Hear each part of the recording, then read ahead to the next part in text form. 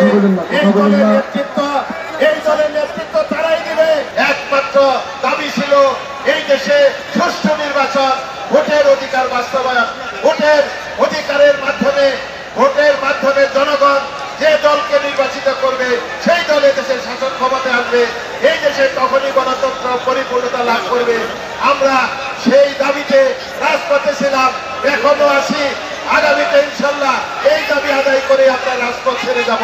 প্রিয় ভাইরা, সর্বশেষ একটি কথা বলতে চাই, যেটা হুমায়ুন ভাই, হেলাল ভাইরা পরিষ্কার বলেছে, যে জিনিসটা ওনারা পরিষ্কার বলেছেন, আমরা যারা অত্যাচারিত, নির্যাতিত, জেল জুলুম এমনকি গুলির শিকার হয়েছি, আগামীতে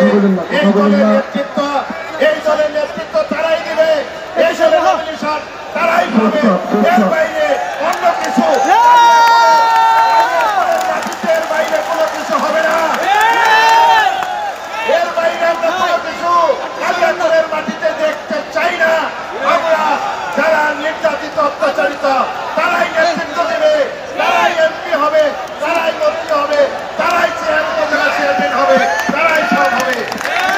আমার এই কথাটি কেন জোর দিয়ে বলছি? এই কথাটি বলছি, আমাদের নেতা জনাব তারেক রহমান সাহেব আন্দোলন সংগ্রামে পরিষ্কার বলেছিলেন, আন্দোলনে রাজপথে যারা থাকবেন তাদেরকে আমি মূল্যায়ন করব।